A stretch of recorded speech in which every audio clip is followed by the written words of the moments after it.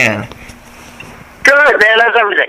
it's going good. Going good. Happy to finally get to talk to you. Been looking forward to this, man. Yeah, I mean, we've done this before, haven't we? Just not on this conference thing. No, this is my first time talking to you.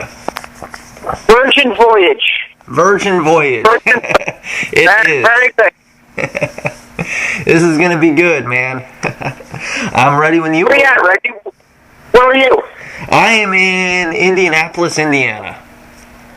Okay, great. New Jersey. I'm sitting in my kitchen, leaning on the counter. Oh, nice. I'm sitting on my couch. I got was watching some Sports Center earlier, and Right on. yeah. So, man, dude, we're here to talk about the brand new album coming out on, I think it's Tuesday. It's coming fast. White Devil Armory. It's the 17th. Yep, 22nd. 22nd, 17th record. So it's yeah. I mean, it's an exciting time for us. Obviously, after the press comes the touring. So it's we're in that cycle right now. That's Right. pre-release and pre-touring, but post-delivery. Right, exactly, man. Like, it's the 17th album. With this one, man, it sounds like you really kind of come full circle with Overkill. It's got that classic Overkill sound, and it really is a lot more, I think, detail-oriented than the previous record, The Electric Age, was. 17 albums in, is it hard not to get repetitive with the music and the songwriting, or is it still pretty easy to keep it fresh?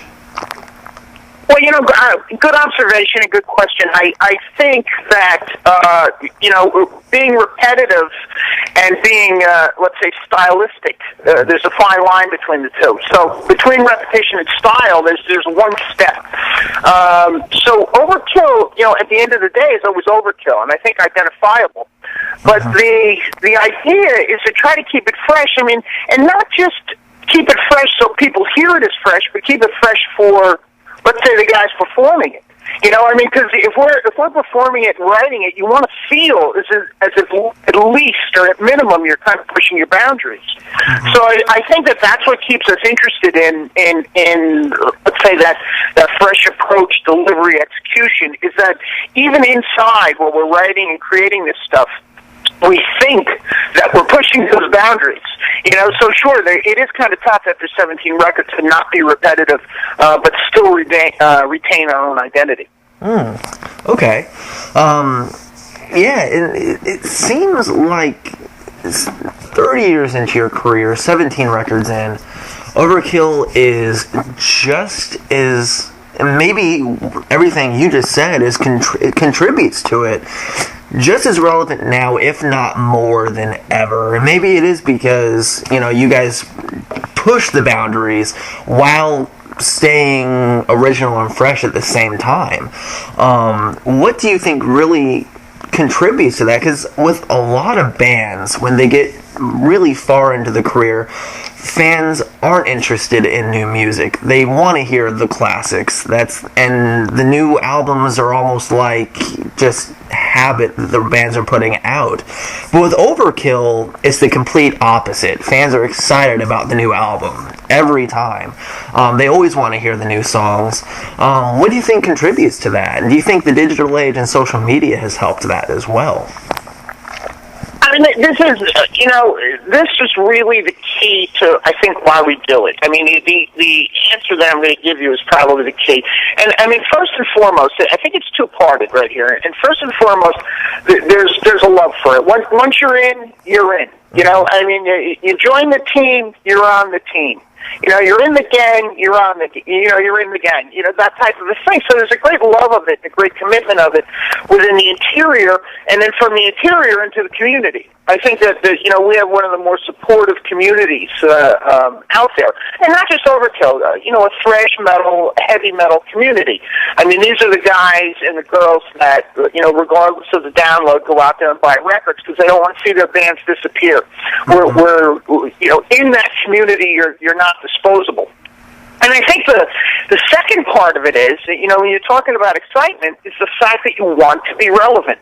It's, to know me or know us for what we are is so much more important than to know us for what we were. You know, I mean, it becomes a nostalgia act if you're like, oh man, I remember Horoscope. Hey, well, it's great to remember Horoscope, but it's better for us, or more exciting for us, if you're drooling over the release of White Devil Armory, because it gives us that relevance. I mean, that's the confirmation of relevance is if the record is anticipated. And of course, the social media helps. I mean, you know, we're old dogs, but we've learned new tricks. You know, I mean, unless you embrace the present day or even the future to some degree, you can't stay relevant. You know, then you're like, oh, I remember the good old days. Remember the good old days? And I just had a guy recently say that to me. Oh, man, yeah, it's great, but it's not the good old days. I'm like, man, you got to pay attention because the new days are pretty good, too, here. You know? Right. So, yeah. so I think it's for sure it's motivation and for sure current day value in that community. Awesome. You guys filmed the video for Armorist is out now, but you guys also filmed Bitter Pill, I think, in the same day, which that had to have been a lot of work to do 2 videos in one day. I mean, was that hard for you guys to do? I mean, is that something you enjoy to do, filming videos? Because they're popular again. There was a period of time where music videos, they kind of dropped off, and now with the launch of YouTube and that popularity, videos are relevant and popular again. You know, when it comes to hard, we're from New Jersey. We're not allergic to work. I mean, this is New York City's working community. You know, I mean, and it always kind of has been. You know, you live in New York, and you know, you could live a working or a posh or an upper crust lifestyle. You live in the city. You live in New Jersey. You're the guy who collects the garbage. The idea is here is that we've always been a working community. So to do 2 videos in one day is an opportunity, is the way we look at it, you know? And you go in there thinking it's hard. Of course it's hard. You know, everything's hard if you think it's hard before you start. You go in there saying, oh, shit, they gave us the opportunity to do 2. You know, let's bite the head off of this and shake it for all it's worth. You know, and if that's the way you go into the game, you probably are going to have success at the end of the day. And I think it's probably one of the more endearing things about Overkill is that, you know, there's no desert island vacations here with supermodels and Ferraris. You know what I'm saying? I mean, it's really more about, hey, we like working. You know, it's the old adage. You know, your father probably told you, I know mine did. Find something you love doing, you'll never work a day in your life. Yeah. But it doesn't mean it's going to be easy, and I kind of feel so for sure. You know, doing videos is good to do for us. It's fun to do, and for sure they're back. And I think that when you get a video from your record company that is of high quality or of a good enough budget to make it high quality, it really separates the men from the boys somewhere. Mm-hmm. You know, that you say, hey, you know, we have a huge pride in our product. We want to make sure that product is of the highest level, and to do that twice, I mean, that only doubles the result. This is true. Yeah, the video for White Devil Armory is outstanding. The Bitter Pill video hasn't been released yet, has it? No, I think they're going to do it soon after the record hits the streets, which is next Tuesday, the 22nd of July. So, I mean, you keep your eyes open. It should come popping out very soon thereafter. Okay, yeah, I didn't think I had seen it released yet, but I had to ask because I know you did both of them at the same time, so you never know. You shoot them at the same time, could release them at the same time. You never know. I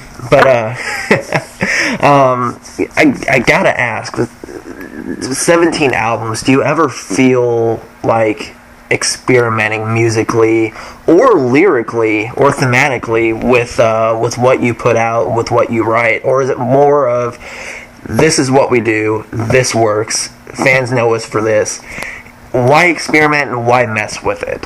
How does that work with you guys? Yeah, I mean, there's not a lot of thinking when it comes to this. You know, with regard to our identity, we are what we are. I mean, and we've always known that. But you know, again, back to some of the prior answers here, we found something we love doing. Mm-hmm. So it just kind of works naturally for us. You know, this is not some plan with regard to the artiste and what he creates. This is house building. is the way we look at it. We're just trying to bigger and better houses, as time goes on. So, it's not that we don't, somewhere in there that it tinges us to possibly do something different, but I think that even when it goes through our formula, by the end of the day, it comes out as overkill. Mm-hmm. And I think that somewhere in there is the charm, and again, not repetition, but more so a style. An execution, a presentation, and I think that that's what kind of makes us is that we don't hear voices. I think artists and artistes, they hear voices, about how to push them in a direction. I think what Overkill hears is how to make their craft better, and that's probably the difference between the two. I never thought that just because I released records, it made me smarter. or more talented. It didn't.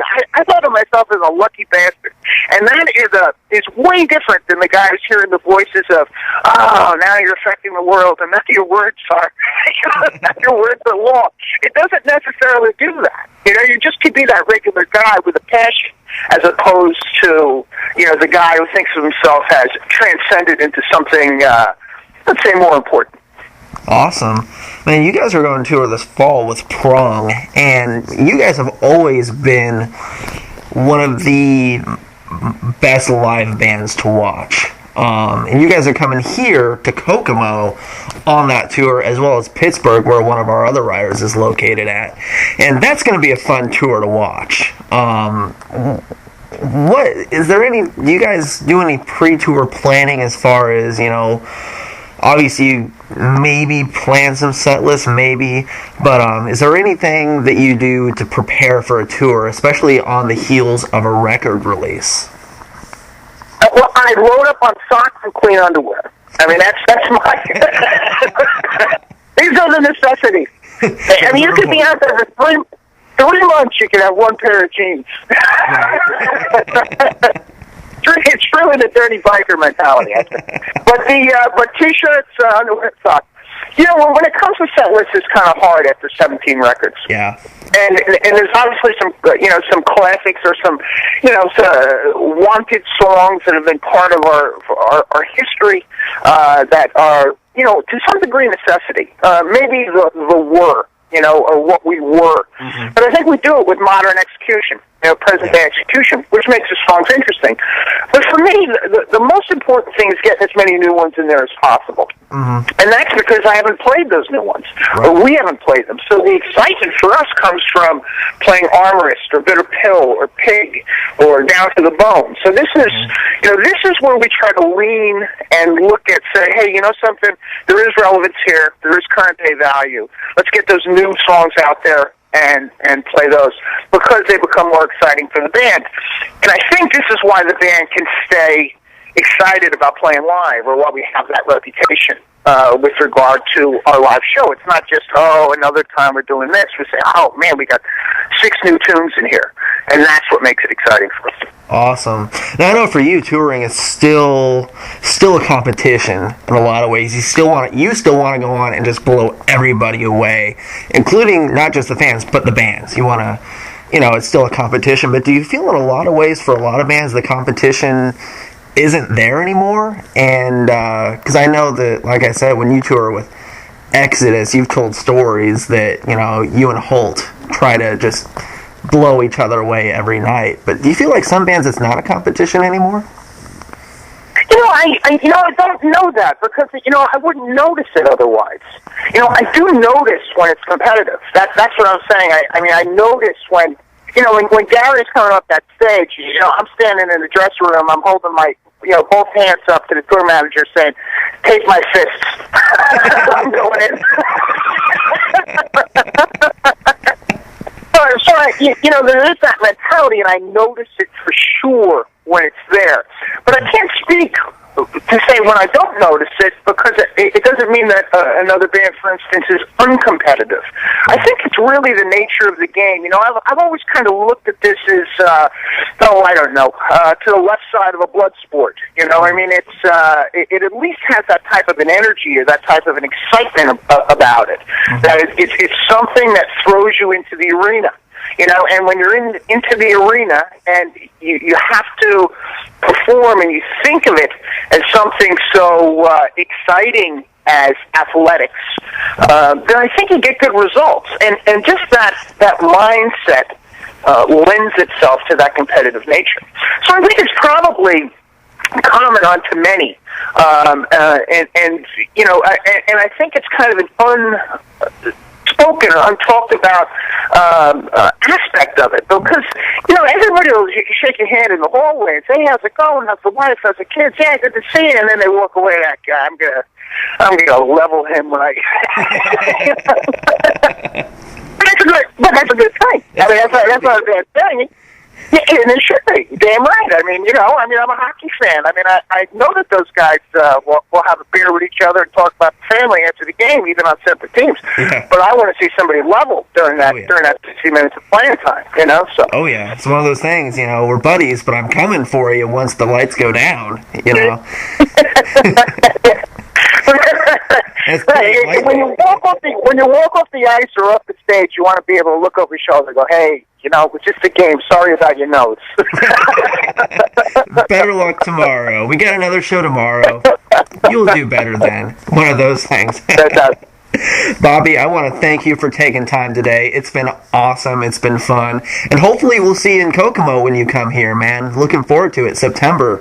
The new album, White Devil Armory, out July 22nd on E1. Go buy it. It's good. It kicks ass. It's a great record. You will love it.